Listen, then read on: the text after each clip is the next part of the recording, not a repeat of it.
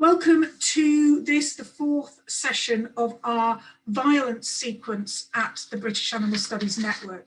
This session turns from a particular site of violence, industrial agriculture, from the languages of animals and human violence, to questions about representation and about its links to power in very different ways.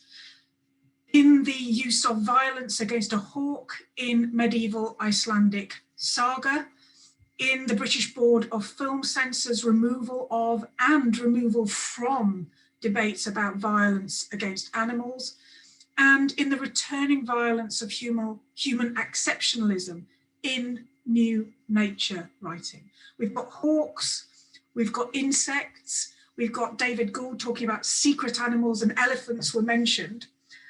As ever, at the British Animal Studies Network, it's hoped that by bringing these three very different foci together, we will get a sense of the range of ways in which issues of representation and power might impact questions of violence. We will encounter materials and ideas we might not have thought of on our own. We will, from this, I hope, all find new thoughts fermenting in our brains. That is the best I can hope for at any time in my life. I'm now going to invite Katie. Do you want to show yourself and open your screen while I read your biog? So Katie Haley-Halinski is a current PhD student in the Department of Anglo-Saxon, Norse and Celtic at the University of Cambridge, where they research the representation of birds and human-bird interactions in medieval Scandinavia and Iceland. They completed a BA in English Literature at King's College London and an MA in Viking and Medieval Norse Studies at the University of Iceland and the University of Oslo. While their present focus is on human animal studies and its applications in the field of medieval studies, they also have worked on cognitive theories of Old Norse poetics and representations of the medieval past in European and Asian heavy metal music. And the talk today, and I have practiced this, is Ófleygr, fjaðrlauss, Plucked hawks and the personhood of birds of prey in Old Norse-Icelandic literature. I'll hand over to you. Great stuff, thanks. My name is Katie, my pronouns are they, them. I'm currently in a stage of writing up my PhD thesis, so this PowerPoint isn't the greatest one I've ever done, but it's got all the information that is needed on it. And it's got a couple of pictures, so that's great. This particular talk that I'm doing at the moment is based on work that I've done for one of the chapters that I've written in my PhD. It's started out looking at falconry and sort of the relationships between humans and the birds of prey that they use in falconry. And it's sort of shifted towards looking at more kind of how the boundaries between human and hawk get very permeable, but not necessarily in a way that benefits the hawks. Obvious content warning, I am going to talk about violence against birds, and I'm going to talk about birds being killed. So just as a heads up, that's going to be discussed.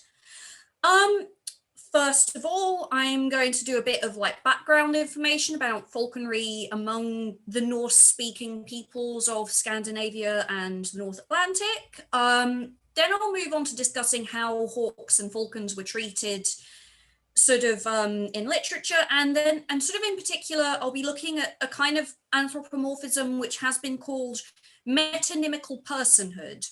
And from there, I'll kind of go into more about the violence against hawks in the sources that I've looked at and sort of the contingent nature of the personhood that is given to these hawks and falcons.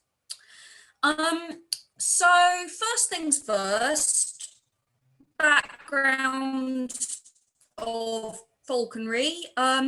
So falconry, I'm using it as an umbrella term to describe a style of hunting that involves the use of trained hawks and falcons in hunting other animals. There's some terminology differences, but falconry is just sort of the generally acknowledged term. As far as people are aware, it was developed in Asia and sort of was imported to Western Europe around the sort of end of the Roman period, beginning of the medieval period, sort of 5th century-ish. We start seeing evidence for it. And one thing that's kind of important for my talk is that there was no breeding program of birds of prey in medieval Europe, so each bird had to be captured and trained from scratch through a process known as manning. And according to like the falconry manuals of the time, in particular, De Arte Venandi cum Avibus by Frederick II of Hohenstaufen, which is sort of written about the 13th century, we sort of got this long process of depriving the bird of visual stimuli by covering its eyes or stitching them shut. They deprive it of food, they deprive it of sleep, and sort of the person in charge of manning the bird is basically kind of constantly monitoring it, keeping it awake, things like that.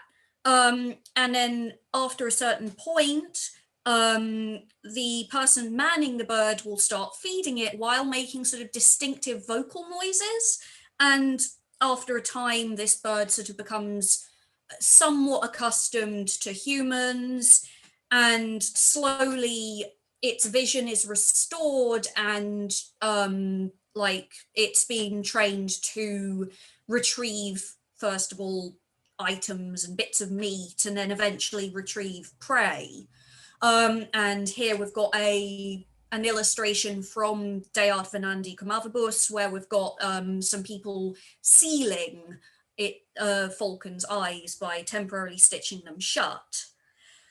And so you can see immediately this is quite a violent process. At the same time, it's extremely attentive, and this is important. First of all, it's creating this strong sense of familiarity with the bird that you wouldn't normally have with the bird of prey. And this kind of sense of familiarity between human and hawk is something you still find in a lot of present day accounts of falconry. Probably the most famous being H is for hawk, but you also get it in like academic texts such as those by Christina Jenbert or Ellen Hagen. Second of all, manning process took a lot of time and resources. You would probably hire someone to man a bird for you, or you had a lot of time.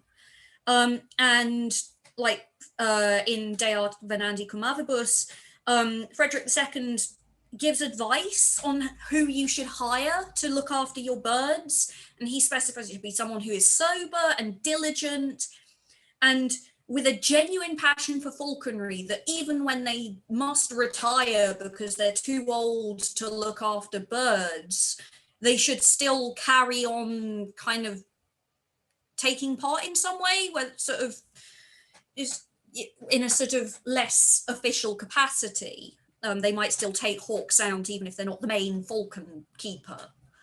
And so while there were sort of people who would have practiced falconry independently, it was by and large the preserve of the well-off who had the space for a falcon mew and who had the people to look after these birds.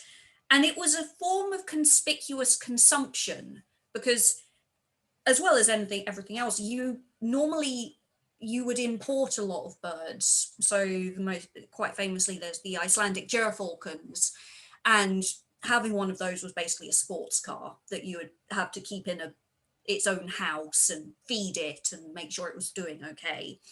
So yeah, it was a big luxury. And while we can get information about the early history of falconry from textual sources, this isn't always helpful for the kind of stuff where I'm looking at, because the early history of falconry in Scandinavia predates a lot of these sort of sustained textual sources. And even the later textual sources from Scandinavia and Iceland are really sparse when it comes to actually talking about falconry. As a result, people tend to use archaeological sources instead. And these have their own problems because, well, archaeological sources can be very difficult to interpret. The bones of a bird of prey, even like the popular falconry species, if these bones are found in or near a human settlement, that doesn't always necessarily mean this particular bird was used in falconry.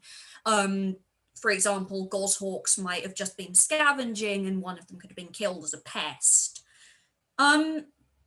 So one framework that's been developed to think about how to identify falconry in the archaeological record has been established by Wiecka Prummel, and it's been used on a number of medieval European finds to sort of think about the likelihood of falconry having been associated with the peoples related to this particular find. And these criteria are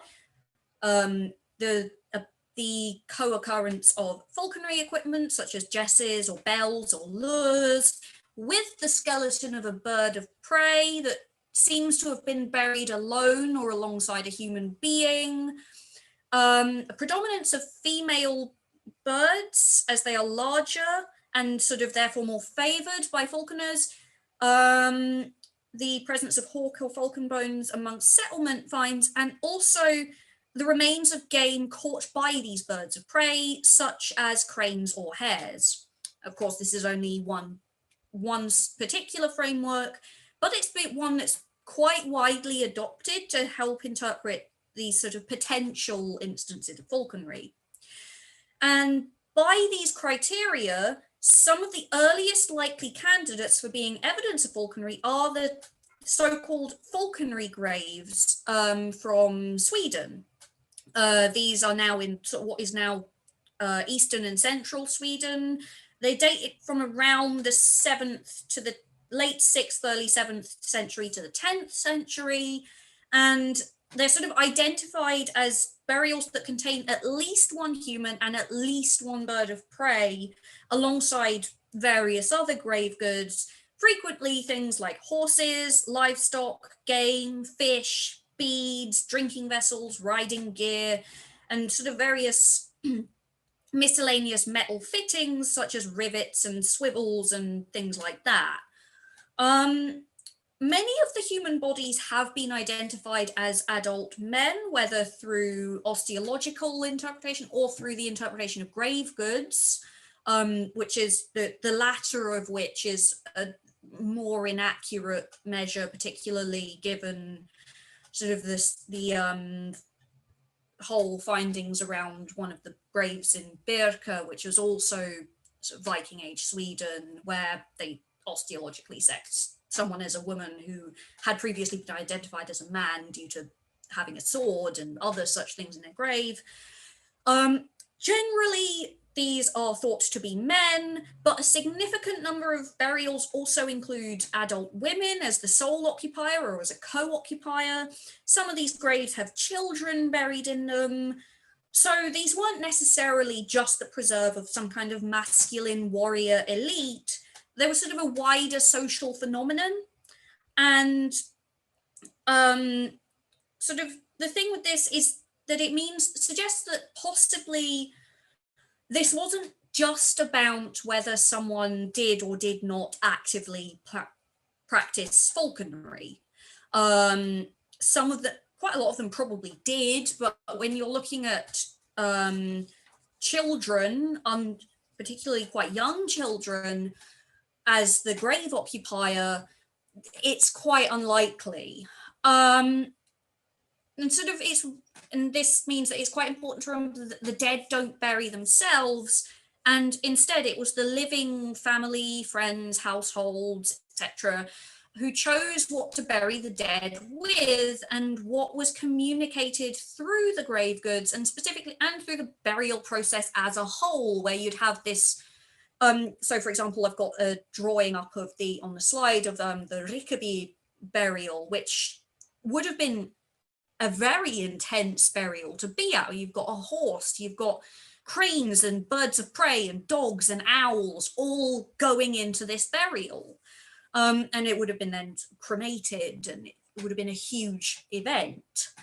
And sort of a lot of the animals in these burials were killed specifically to be put in the burial. And sort of, this is also notable because while some of these birds were sort of local species like goshawks and sparrowhawks, some of the graves, particularly the later ones, include species such as the gerfalcon from Greenland or Iceland.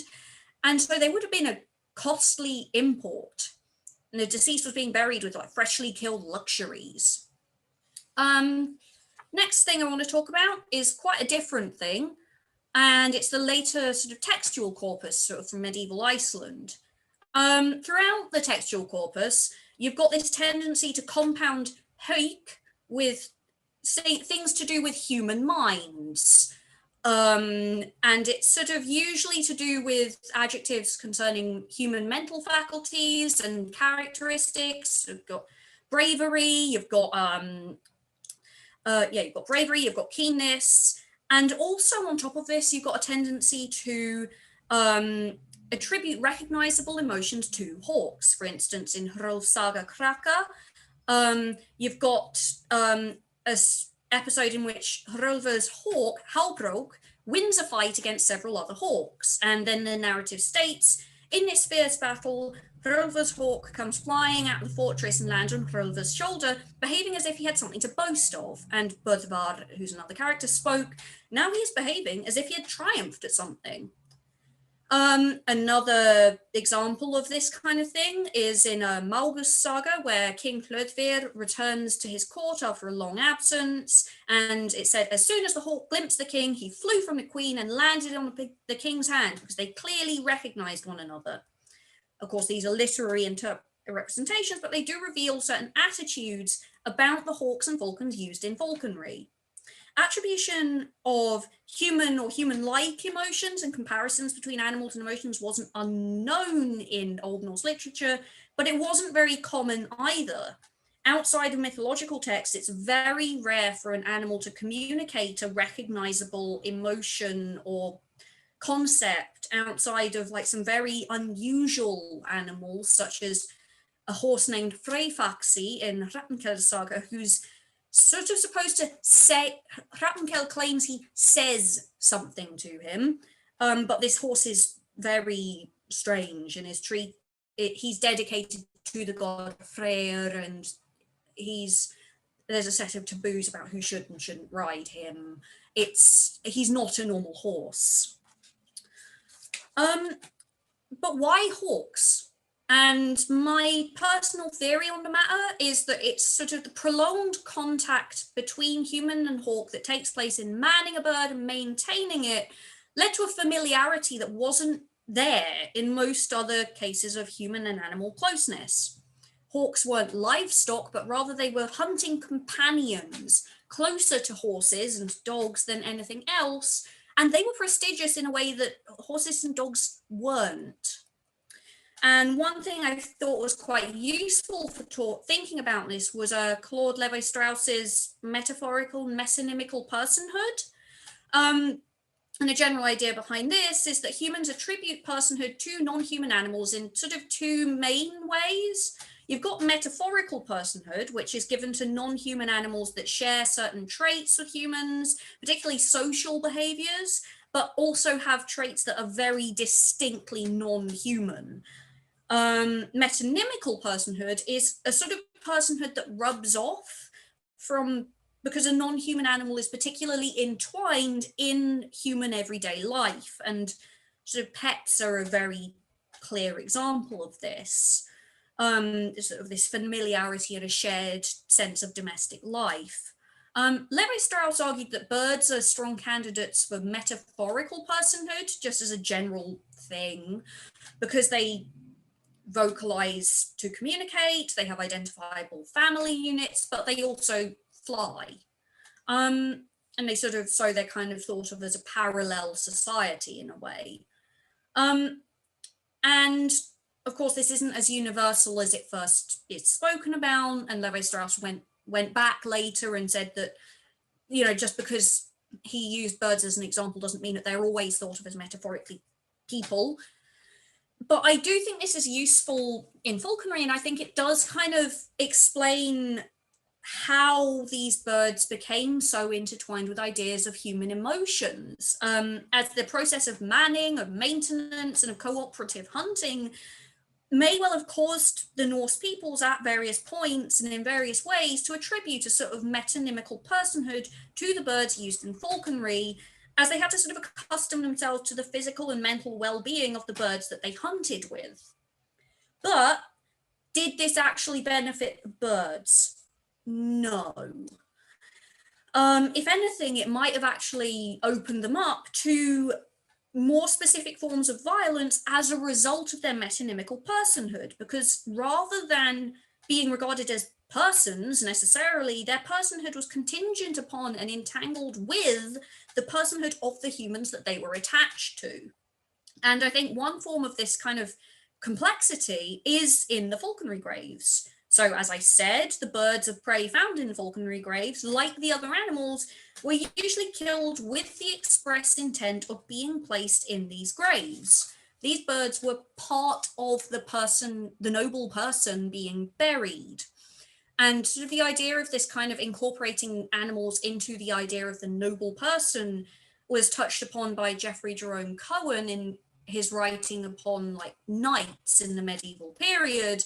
And he argued that the medieval knight was a sort of composite formed of human, horse, weapons, riding gear, and things like that. And the human was the main bit, the nucleus around all the rest of it. But without the horse and the riding gear and the weapons, the person that is the knight didn't exist. And the sort of the Iron Age Swedish noble person may have had a similar kind of gestalt nature. The human was the heart of it, but the noble as a legible identity and a person required things like gaming pieces, hawks and horses. But to participate in this posthumous element of personhood, the bird had to die. And there's like 40 or so examples of this kind of burial, which is quite a lot, actually. Another form of metonymical personhood and violence upon metonymical personhood of hawks appears in the literary corpus. And this is the substitute of hawks for the noble body. In some cases, it's metaphorical. For instance, earlier when I talked about Hrolf's saga Kraka, where Halbrok fights and presumably kills hawks, this runs parallel to a battle being waged between Hrolfr and a king named Athels. And just as Halbrok slaughters Athels's hawks, Hrolfr slaughters Athels's men. And similarly in Jónsvíkinga saga, which is in Flateyjarbók, when the character Haraldur kills his brother, he seeks the advice of his foster mother as to how to break the news to his father, and she suggests sending a message to his father that there was a battle between two hawks, one white and one dark. Haraldur has dark hair and his brother had blonde hair, and she says to say the dark hawk killed the white hawk. As well as these very definitely metaphorical examples, there are texts where this violence against hawks as a stand-in for violence against noble humans does appear more physical. Firstly, there's the legendary account in Skald Skaparmál, where a character named Randver uses a plucked hawk to mock King Jörmungandr as someone who is as powerless as a plucked hawk. He is flightless and featherless, Ófleygr og fjaðrlauss. And so you can see here on the slide. The most striking example, though, is probably in the version of Ólafs saga Tryggvasonar found in the manuscript known as Heimskringla. And this is a saga about the 10th century Norwegian king, Ólafur Tryggvason. And this is a very tiny episode. Ólafur wants to marry off his sister Ástríður, and she doesn't want to cooperate. She doesn't want to be married to who he wants to marry her off to. In retaliation, he orders her prized hawk to be taken, plucked, and given back to her. She then comments in a very sort of typically dry saga understatement, "My brother is angry." This act of violence is particularly nasty because while hawks do molt their feathers, plucking a bird's feathers damages its feather follicles, and the feathers may grow back damaged or they may not grow back at all, and flight feathers are particularly susceptible to this form of damage. So first of all, a plucked hawk may never fly again, and in all honesty, it's likely that to be able to pluck it extensively at all, you would probably have to kill the hawk anyway. And some scholars have argued that this episode is simply an act of malice. Ófleygr won't do what he wants her to, so he kills her luxury pet. But if you consider hawks' metonymical personhood and their incorporation into the noble person, this can be read as a much more personal and immediate threat. Ófleygr is warning Ófleygr that he can, in a way, pluck her feathers and spread violence from her hawk body to her human body. Now, it's hard to prove if hawks were used as a proxy for interhuman violence using archaeological finds, because it's sometimes quite hard to, the feathers are gone, there's only the skeletons left. We do, however, have much more solid evidence for the metonymical personhood in the vocabulary concerning hawks and human emotions, and in the archaeological record of birds of prey and human burials. And these pieces of evidence suggest that while hawks may have been privileged in some ways by their metonymical humanity, so they might not have been killed as scavengers as often, and they were looked after once being manned, but in order to get to this point, they had to undergo a very violent process of familiarization. And the process of manning for the human was probably largely quite tedious. For the hawk, it was one of pain and hunger and confusion. And on top of this, the metonymical personhood that hawks experienced was not so much a form of respect as an incorporation of the hawk into the human. And so the hawks were opened up to new forms of violence, from the killing of hawks to incorporate them into funeral assemblages, to the violence possibly enacted on hawks in literature where hawks could be used as a stand-in for a human body. And if a hawk were to die before they're human, its membership in the composite noble personhood ceased, and its body, like most other non-human, non-edible animals, would simply have been discarded on a rubbish heap. So yeah, that's the end of my talk. Thanks for listening.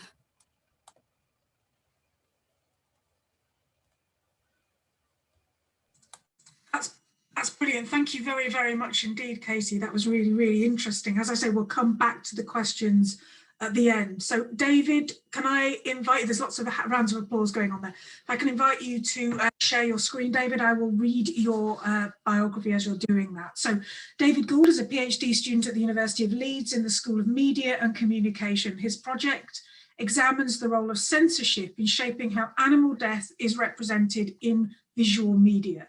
Through the lens of critical theory, his research examines the BBFC annual reports, developments in UK legislation and censorship debates to draw out the ethical and epistemic tensions that inform theories of representations and animal rights.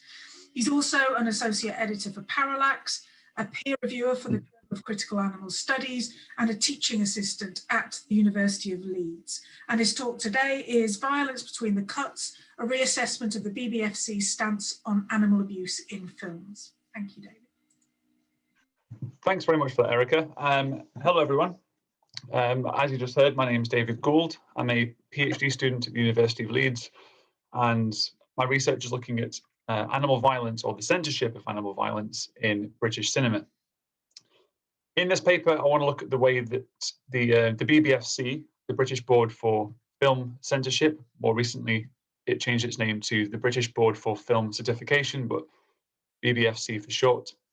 I want to look at the way that they've interpreted one particular law relating to animal cruelty. In the UK, there's only one law that relates to the treatment of animals in film, And that law is the Cinematograph Films Animals Act 1937, which from now on I'll refer to as just the 1937 Act. And the 1937 Act expressly forbids the exhibition of films that contain scenes in which an animal has been cruelly mistreated. And this law remains in place today in the same form in which it was passed. So at first sight, the 1937 Act appears to be quite straightforward. It appears simply to prevent the exhibition of any film that contains footage of animal cruelty. So if, for example, a film contains a scene in which a tripwire is used to bring down a horse, then this film cannot be shown to the UK public. However, upon closer inspection, one finds that some of the wording of the 1937 Act is quite vague, and as we will see, contains some rather large loopholes. The chapter that this paper is based on goes into a lot of detail around the parliamentary debates regarding the 1937 Act, as well as the different drafts that were submitted and so on. This paper will only focus on a few elements, moving between rather dry analysis of legislative documents and graphic descriptions of animal violence. To borrow a well-known phrase about war, this paper's going to feel like minutes of boredom punctuated by moments of terror. So, first of all, I will address some key phrases from the 1937 Act. And the 1937 Act doesn't define terms such as animal, unnecessary suffering, cruelty, fury, and so on, but instead draws from the Protection of Animals Act 1919. So a quick overview of these terms should clarify the scope of the 1937 Act. The second part of this paper will look at how the BBFC has interpreted the 1937 Act. Their interpretations changed dramatically over the years and in ways which I think are extremely interesting. I'll then evidence these interpretations with some very brief case studies. In closing, I'll suggest that there are other ways of interpreting the 1937 Act, ways that ensure much more protection for animals in the making of film. Currently, the BBFC, well, if the BBFC suspect that any depiction of violence in films infringes upon the 1937 Act, they demand to see proof from the filmmakers that animals were not actually harmed. I think this well-established practice can, as I will explain, be extended to ensure that animals are not harmed during any part of the filmmaking process. So to begin with, let's very quickly resolve Tim Ingould's question, what is an animal? As I just mentioned, the 1937 Act does not define either the term animal or cruelty, but instead refers to the Protection of Animals Act 1911.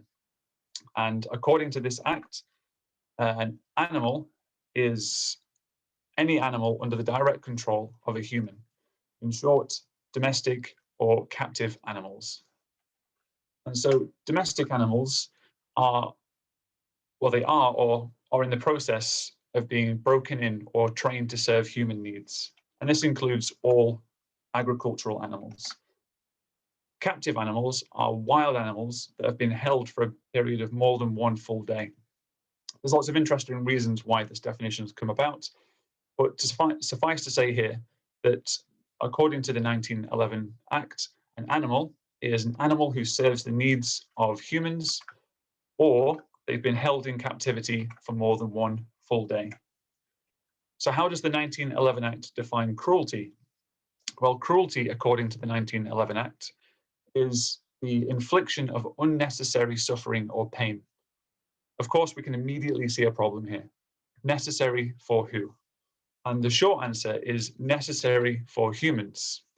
The slightly longer answer is necessary for human needs that are outside of their immediate physical and emotional well-being. What do I mean by this? Mike Radford argues that the 1911 Act is not as anthropocentric as I have just claimed, because it's been used in court cases to place animal needs above human needs. For example, in Oxfordshire, a traditional means of securing a higher price for a cow was to exhibit the cow at the farmer's market before she had been milked. The excessive size of the cow's udders was a way of demonstrating her value in dairy farming. However, the courts ruled that the obvious suffering endured by the cows outweighed the marginal gain in profits for the farmers. The result was that the practice was made illegal, thus offering more protection to cows. But I argue what Radford overlooks is that in court cases that use the 1911 Act, animal needs are restricted to their mental and physical well-being, whereas human needs expand into socio-economic and cultural areas. So before any judgment takes place, a process of equation occurs that places the immediate suffering of animals on the same scale as the financial, scientific, and commercial burden suffered by humans. And so the result of these court cases might be that an animal is granted more protection, but the actual process through which this protection is afforded recognizes the well-being of animal bodies and minds as equal to the well-being of a person's finances. So I argue that with so much more weight given to human needs, the term necessary in the 1911 Act, and by extension, the 1937 Act, remains anthropocentric. There's actually two important factors to the 1911 Act that I'm going to bring up here. The first is that it recognizes the mental and emotional suffering of animals. In subsection 11A, the Act lists activities considered to be cruel, which include if any person is to infuriate or terrify an animal. The second interesting thing to note about this definition of cruelty is that death is not considered to be a form of suffering. Both mental and physical pain require some form of duration. If the transition from life into death is deemed to be instantaneous, then the killing of an animal would not be recognized as causing any pain at all, and by extension, would not be seen as causing any unnecessary suffering. An example of this that doesn't happen in slaughterhouses every few seconds all around the world is from a court case in 1984 that was brought against Hilary Pratchett. Pratchett used a semi-automatic 12-bore shotgun to shoot a local farm dog between the eyes at point-blank range. The police officer that was called to the scene found the dog with a large head wound between their eyes, brain matter exposed, and a pool of clotting blood beneath their head. Despite the extremely violent and graphic nature of the act, the courts concluded that the massive damage caused to the dog would be sufficient to cause death instantaneously. And since the dog did not suffer, Pratchett could not be tried under the 1911 Act and was instead found guilty only of malicious mischief. And so a quick recap, according to the 1911 Act, an animal is an animal who serves human needs or an animal who has been held in captivity for more than one day. Cruelty is the infliction of pain and suffering upon an animal that is not necessary in the satisfaction of human needs. So with these definitions in mind, I'm now going to have a look at how the BBFC has interpreted the 1937 Act. They've done this rather inconsistently and in ways that protect UK audiences more than they protect animals. The reasons for this inconsistency can be understood by asking how the BBFC have interpreted certain phrases from the 1937 Act. So what do they mean by the term scene? What do they mean by the term production, exhibit, and so on? So let's take a quick look. So in film language, a shot means a single constant take made by a motion picture camera, uninterrupted by editing, whereas a scene is a series of shots that comprise a single unified dramatic event. So what you can see on screen in the green box, that's a shot, and in the red box, that would be a scene. However, the BBFC seemed to interpret the term scene to mean shot. So in section 2 of the 1937 Act has a line that might explain why this is the case. So this line reads, as exhibited to the public. From the BBFC's reading, this means that the removal of any shots containing animal cruelty can be removed prior to the film's exhibition to the UK public. So the version of the scene that the UK public see doesn't actually contain any animal cruelty. We'll come back to this definition and why it's important. So what does the BBFC, how does the BBFC interpret the phrase in connection with the production of the film? Does this mean that during the training of any animal actor used on set, the animal was mistreated, or does it mean any treatment of the animal after production begins? So take The Hobbit, for example. During the making of The Hobbit, 27 goats and sheep died from dehydration. Is this blatant example of animal cruelty deemed to be in connection with the production of the film or not? In the famous, or the infamous, 1925 version of Ben-Hur, over 100 horses were killed during filming. Is this an example of animal cruelty that happened in connection with the film, with the production process or not? And how about the film Ace Ventura? Myself and many, many other people consider elephant training to be a very cruel practice. However, the training of the elephant in Ace Ventura occurred well before production had started. But the film couldn't have been made without this elephant and the training that it had been through. So is this an example of animal cruelty that's in connection with the production process or not?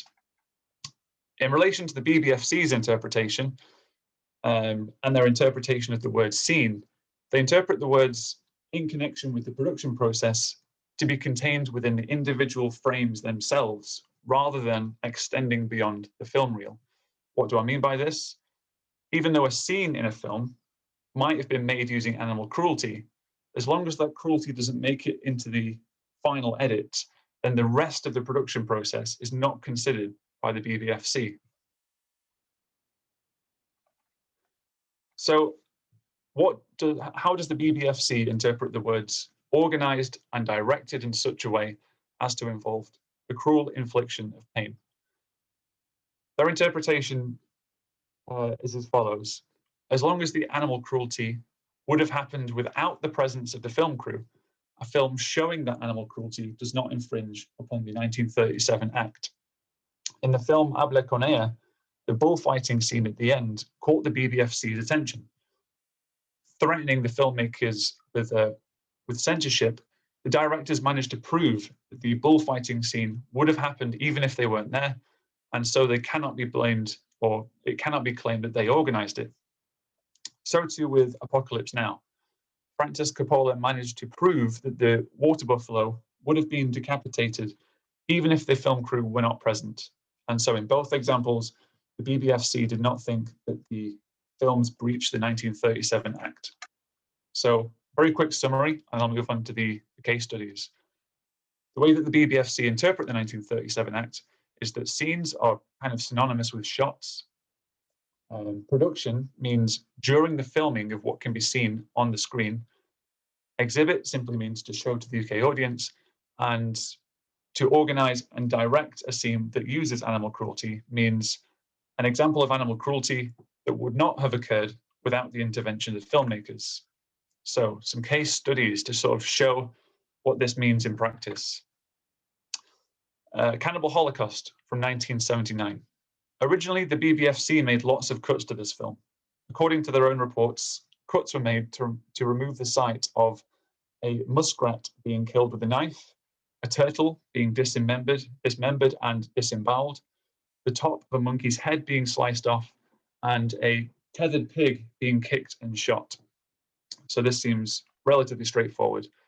Lots and lots of animal cruelty. This was removed from the film before UK release. However, in 2011, the BBFC amended their cuts. The scene in which a turtle is killed shows the turtle's neck being cut with a single rapid blow, instantly severing the spinal cord and killing the animal instantly. Excuse me. These scenes were not, therefore, according to the BBFC, in breach of their policy, and they were not in breach of the 1937 Act, which prohibits cruelty to animals, but not the killing of animals, providing that the killing is swift. So here they don't consider the psychological trauma of the animal, in this case, the turtle being killed.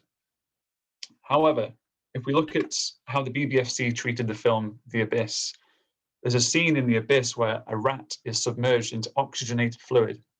The rat could survive perfectly well in the liquid, but because they did not know this, the rat showed signs of suffering and panic. And here the BBFC is extremely diligent in taking account of the rat's psychological well-being. They insisted that the whole scene was cut before it could be released in the UK. So let me just try and get past this slide. There we go. Okay, I was going to show a clip from Snatch, but I actually don't have time. So I'll just describe the scene, and this will work perfectly fine. So in Snatch, there's a film. It's a very straightforward film technique we've seen since the dawn of cinema that uses cross-cutting and parallel cutting to create a visual analogy. There's a guy being chased by two gangsters, and this scene has been cross-cut with some hare coursing. A hare is running away from two dogs, and so the guy running away is the hare, the two dogs are the gangsters, and so on. Upon seeing the footage, the BBFC decided to leave the scene intact. According to them, and I quote, "Because the hare coursing was not illegal, and because there was no sign of the hare being treated cruelly, the board concluded that the scene had not breached the 1937 Act." End of quote. So here, again, there's no consideration of the hare's psychological well-being. If desperately running to avoid being torn to pieces is not an example of being goaded into a state of terror, then I honestly have no idea what is. And finally, we have a scene from Lassie. And although Lassie, in this case, isn't a film, it's the TV show, the BBFC are the ones that rate it and monitor it. And so this is a quote from the 2006 BBFC report. "During a scene in which the dog is shot, the animal reacts as if it's been hit by an object, knocking it to the ground. The distributor was unable to provide information on how the scene was filmed without involving cruelty, so a compulsory cut was made." End of quote. And so here again, the BBFC is extremely strict, but annoyingly so, because with Snatch, they seem to be okay with setting two dogs on a hare, causing the hare to, in my mind, be filled with terror and run for its life. But then the slight chance that a dog was knocked over is completely unacceptable. So what can we tell from these case studies? What can we understand from how the BBFC interprets the 1937 Act? Firstly, the BBFC advises cuts from scenes rather than cutting entire scenes altogether. So even though a film was clearly made using animal cruelty, the BBFC can cut any shots or sequences from a film and then present that scene to a UK audience. The BBFC also separate production from the film itself. Production is a huge process. It's months and months, perhaps even years, that go into making a final film. But the BBFC ignore the production in general, even though the 1937 Act explicitly says in connection with the production. And instead, the BBFC focuses on the final product and what the audience can see in the final product. The BBFC only sometimes consider the psychological suffering of animals as seen with their different treatment of Abyss and Snatch. And finally, the BBFC are only sometimes extremely strict with their application of the 1937 Act. And this can be seen with how they made cuts to Lassie, but not Snatch, or how they chose to keep the scene from Cannibal Holocaust, in which a turtle is decapitated without any consideration of the turtle's psychological well-being. So in short, the way that the 1937 Act is interpreted by the BBFC is not to protect animals. They're also not using it to dissuade filmmakers from treating animals cruelly, because filmmakers can still reach UK audiences by making very minor cuts to their films. See, to my mind, the BBFC are protecting the UK or protecting UK audiences from seeing animal cruelty, but then, only sometimes. So, is there another way of interpreting the 1937 Act, a way that might offer more protection to animals on film? The first way that this can happen is to use the industry definition of scene. Rather than cutting a small section from a scene, cut the entire section from the film, or demand that filmmakers remake that scene without the use of animal cruelty. This would be a much, much stronger deterrent for filmmakers who could, in a lot of cases, keep the narrative structure of their film intact as long as they remove these very slight, sometimes only a couple of seconds from their films to reach UK audiences. The BBFC could also treat production as inseparable from the film itself. If a film requires the use of animals trained in a cruel manner, then any scene that uses these animals should be seen as a breach of the 1937 Act. So too with films like The Hobbit, because it was through the filmmakers' gross negligence of these animals that they died. Any scene that features these animals or was made in connection with the production that used these animals should be cut from the film. The BBFC should also always consider the psychological well-being of animals. It's clearly written into the law, and the BBFC have frequently but inconsistently taken this into consideration, as with the rat in Abyss, but not with the turtle in Cannibal Holocaust. Finally, the BBFC should, as they sometimes do, take into account the recent developments in CGI. The BBFC have made several comments on how difficult CGI makes their jobs in regard to assessing whether an animal is actually being harmed in film. I think they could extend this observation and insist that it's no longer necessary to use any trained animals in film. So with this interpretation in place, I argue that the 1937 Act can be used to increase the protection of animals by means of a deterrent for filmmakers. And of course, an immediate question that springs to mind is about how harsh this new reading would be on filmmakers, about how unfair it would be to make so many cuts to a film. But then I kind of hope to bring to everyone's mind my earlier discussion about the very anthropocentric interpretation of the word necessary, where an animal's well-being is confined to their psychology and their bodies, whereas human needs expand, in this case, into entertainment. And when it comes to the welfare of animals, I wouldn't like to place our personal entertainment on the same level as the emotional and physical suffering of animals. And so with this reinterpretation of the 1937 Act, I think we can offer more protection to animals by means of a deterrent for filmmakers. So thank you very much for listening. Brilliant. Thank you very much indeed, David. That was really, really fascinating. I'm now going to invite Danielle to share her screen with us while I read out her biography. So Danielle Sands is Senior Lecturer in Comparative Literature and Culture at Royal Holloway, University of London, and Fellow at the Forum for Philosophy, LSE. She's the author of Animal Writing, Storytelling, Selfhood and the Limits of Empathy, Edinburgh University Press 2019, and the editor of Philosophy and the Human Paradox, Reason, Truth and Identity, Routledge 2020, and Bioethics and the Posthumanities, which is forthcoming from Routledge this year. She's the recipient of a British Academy Rising Star Award for her project Posthumanities, Rewriting Humanities for the Fourth Industrial Age, and is co-I on the AHRC-funded network, The Philosophical Life of Plants.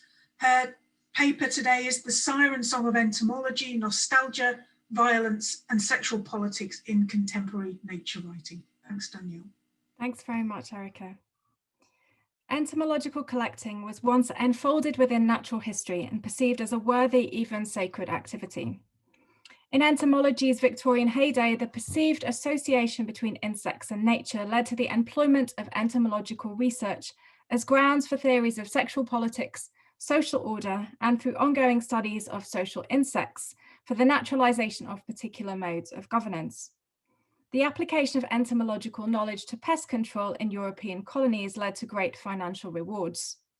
Understanding of and control over insects was understood as a significant species success. However, greater awareness of anthropogenic environmental destruction has led to a suspicion that natural history, as Marina Benjamin observes, is a form of ideologically loaded housekeeping that reinforces human mastery. The role and reputation of the collector himself, almost invariably a he, has also diminished. But how, in a few short centuries, asked Benjamin, did the heroic collector or naturalist adventurer, champion of exploration and scientific knowledge, end up shriveling into the world, withdrawn wimp, humble curator, cataloguer, and maker of lists? This paper is an extract from a larger discussion about the discourse of insect collecting in fictional and non-fictional texts. Today, I'm focusing on non-fiction in the form of contemporary nature writing, particularly writing about butterflies and moths. And I'm going to argue three things. First, that there is a nostalgia towards collecting in these texts, which obscures the violence of collecting and reinforces human mastery under the guise of benign stewardship. Secondly, that the extension of the metaphor of the book of nature to insects revivifies a theological framing of natural history, which frames insects as passive text to be deciphered, thus authorizing violence towards them. And finally, drawing on ecofeminism, that these accounts are underpinned by a problematic feminization of nature. So part one, collecting and the book of nature. Collecting is world building. For the entomologists and natural historians of yore, it was an attempt to bring forth the concealed order of the world, to make it visible. As Michel Foucault observes, the presupposed continuity of nature is complicated by its invisibility. Experience does not reveal the continuity of nature as such, but gives it to us both broken up, since there are a great many gaps, and blurred, in an order which, in relation to the great network of taxonomies, is nothing more than chance, disorder, or turbulence. The perceived urgency and value of natural history, the bringing forth of order from disorder, derives from its framing as an expression of stewardship. Man names God's creation. Linnaeus regarded himself as the second Adam. In his discussion of natural history, Foucault recalls the metaphor of the book of nature, a book opened and studied so that one might know nature, assuming, of course, that its text contains an underlying order that might be unearthed and articulated. If matter is inherently legible, then language, Foucault writes, must reside in the world among the plants, the herbs, the stones, and the animals. And taxonomy should be understood as discovery rather than as creation. The authority of natural history as, quote, the nomination of the visible, presupposes a profound affinity between words and things, and a species-level task to minimize the distance between them. Originating in a theological worldview, this perspective assumes the existence of a creator, a teleological order within creation, and a uniquely human role of discerning and maintaining creaturely order. The persistence of the image of the book of nature and the reduction of insects to figures to be deciphered is evidenced by the language of contemporary entomology. Looking back over his preoccupations, the Swedish naturalist Frederick Sjöberg muses, all these species were a language, and now I knew so much vocabulary by heart that I could pay more attention to the grand narrative. For taxonomists, write Kurt Johnson and Steve Coates in their monograph about Nabokov, the dissection of a specimen is the equivalent of opening one of the books and reading it. The classification as a capricious fiction was clear to Foucault and to Darwin too, who notes in The Origin of Species that species is a term, quote, arbitrarily given for the sake of convenience to a set of individuals closely resembling each other. Johnson and Coates, however, are more credulous, framing taxonomy as objective advancement by attentive reading towards the expression of a pre-existing truth. The result of the, quote, tedious and exacting labor of lepidoptery, they contend, is the possibility of exploding an old taxonomic classification. The account of Johnson and Coates is a reminder of the proximity between physical mastery, the capture, killing, and dissection of a specimen, and conceptual mastery, the installation of one's own taxonomic schema. We see this parallel in Nabokov's own celebration of lepidoptery in his poem on discovering a butterfly, a paean to taxonomical achievement. Here, the eponymous butterfly, euphemistically described as wide open on its pin, though fast asleep, is rendered posthumously legible through dismemberment, with Nabokov's resultant posterity disingenuously conflated with that of the butterfly, whose red label means that it will transcend its dust. I found it and I named it, Nabokov boasts. The application of the notion of the book of nature and the framing of insects as facets of the natural world, not individual creatures, reinforces anthropocentrism and denies insect agency and sentience. It also presupposes a very outdated model of reading, where the text is passive and unchanging, rather than, as we are more likely to find as readers, active and unruly. This is part 2, Ecofeminism and Entomology. In his 2010 memoir, The Butterfly Isles, Patrick Barkham grapples with the history of lepidoptery, distancing himself from what he perceives as cruelty, even creepiness. Quote, "We may inadvertently slaughter far more butterflies than the collectors of old," he admits, "but some of the ways in which butterflies were killed and preserved in the golden age of butterfly collecting were downright creepy." Both Barkham and Shorbury uneasily touch upon this perceived creepiness. There is something about the combination of insects and collecting that frightens women, Shorbury acknowledges. Barkham speculates that, quote, "perhaps butterflies exert a particularly strong hold over the male gaze," before despairing at the, quote, "wearily familiar," end quote, way that lepidopterists have been cast as eccentrics and even sexual predators. Both accounts challenge the vilification of collectors as stigmatized outcasts in search for trophies of the field, reframing instead contemporary entomology as a celebration of natural beauty. That women, animals, and nature are all subjected to the male gaze and reduced to passivity has long been argued by ecofeminists.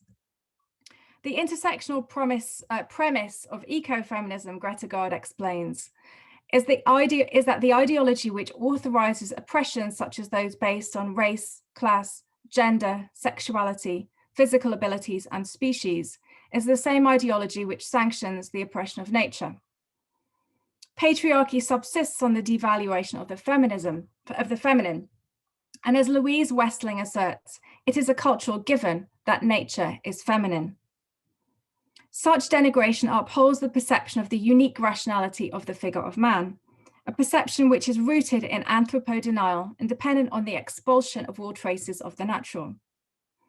These traces are projected onto woman, who is therefore understood as being closer to nature, with nature unruly, irrational, and demanding domination.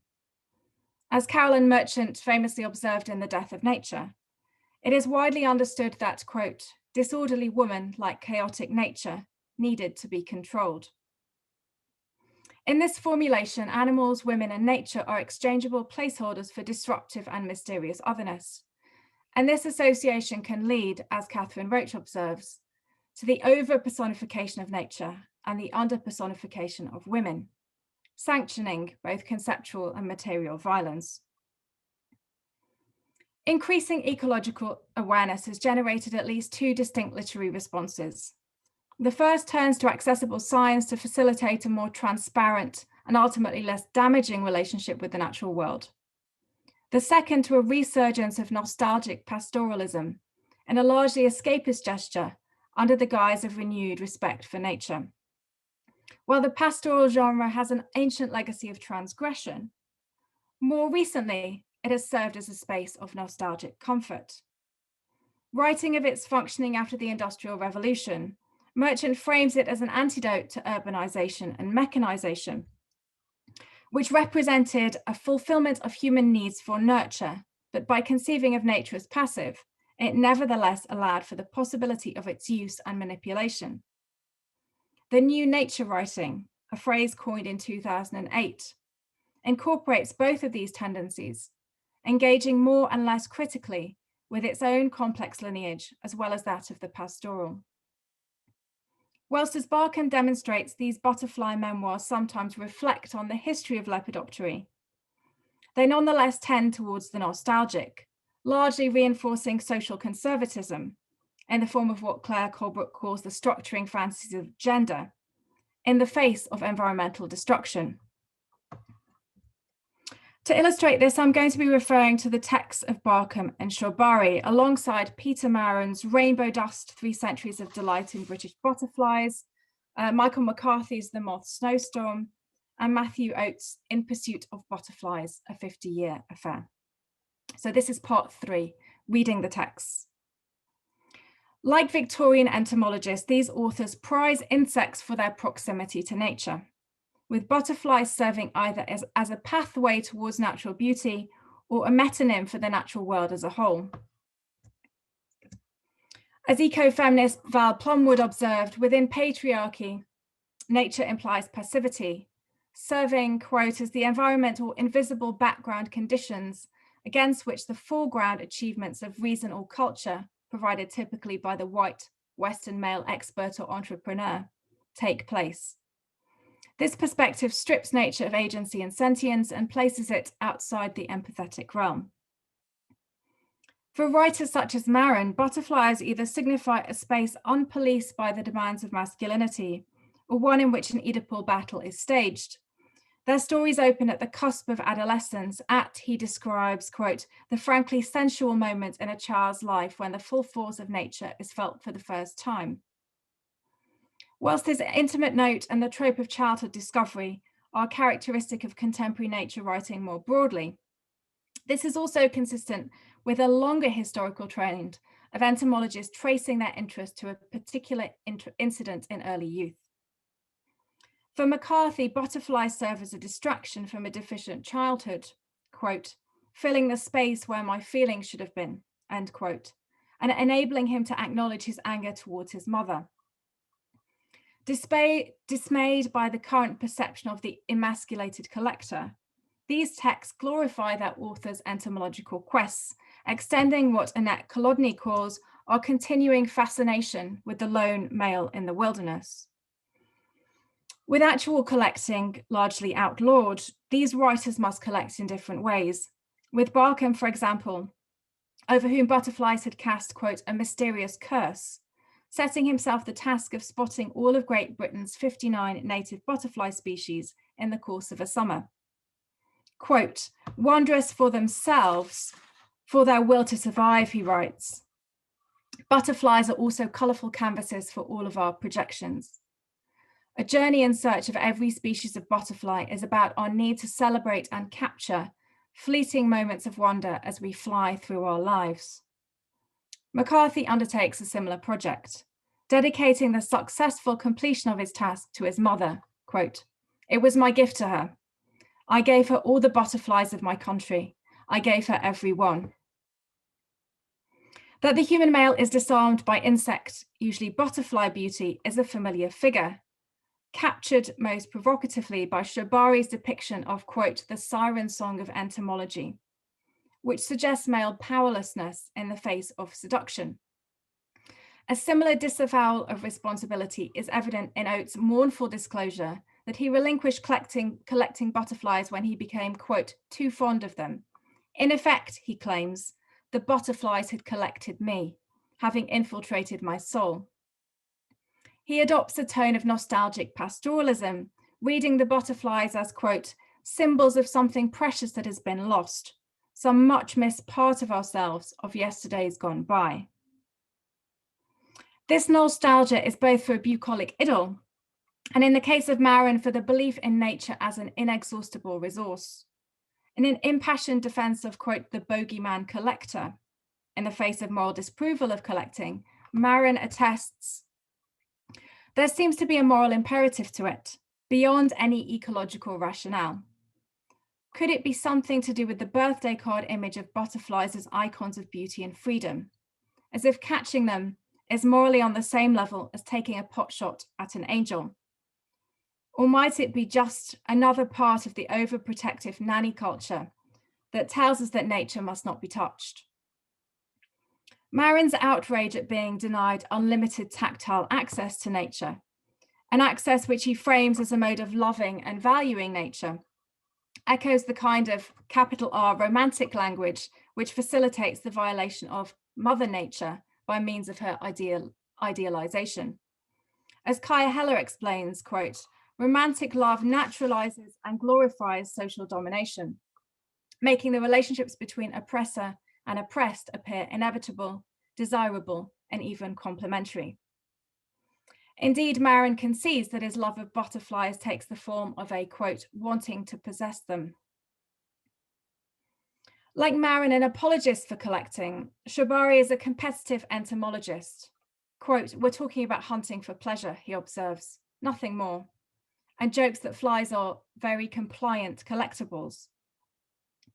Aware and unashamed that collecting is a pleasure of mastery, he celebrates the peaceful euphoria facilitated by exercising control over something, and articulates it as a kind of fetishism, which facilitates the freedom of performing activity simply for its own sake.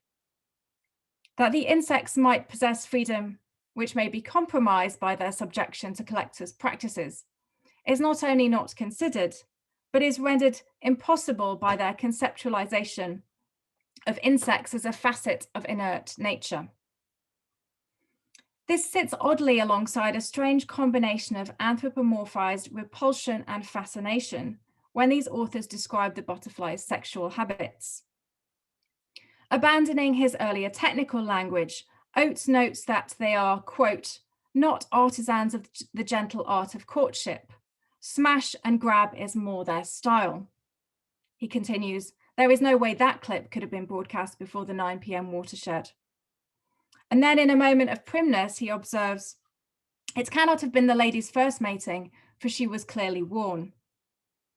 More striking still is Michael McCarthy's total relinquishment of the leppy empathy he elsewhere endorses in this extraordinary description of a particularly attractive butterfly as glamorous. By glamour, I suppose I mean something like beauty with built-in excitement. Clichés beckon, movie stars, but there was undoubtedly something in this insect's appearance, in its banana yellow slingback wings slickly transected by bold jet black stripes, which set it apart. It was not a calming color scheme. It was flashy. It carried a hint of risk, even of danger.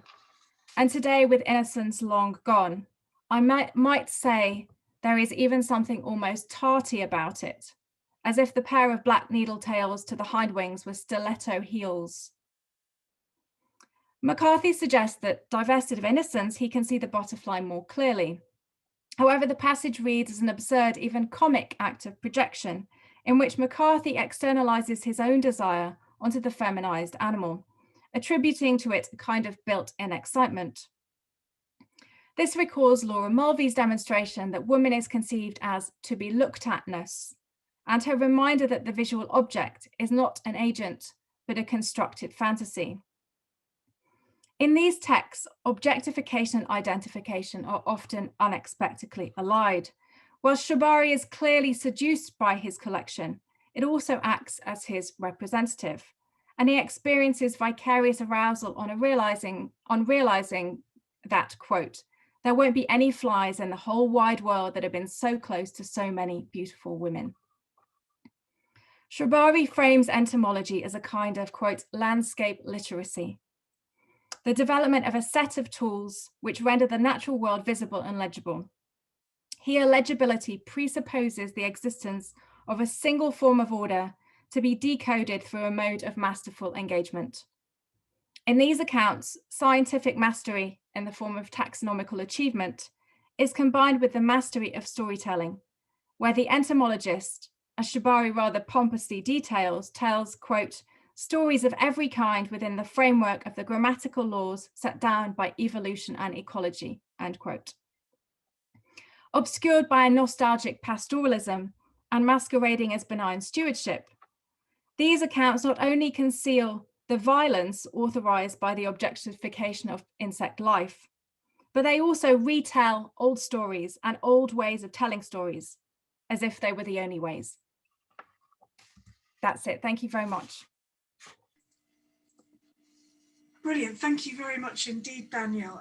Again, rounds of applause are showing. I'm now going to stop the recording. That is done.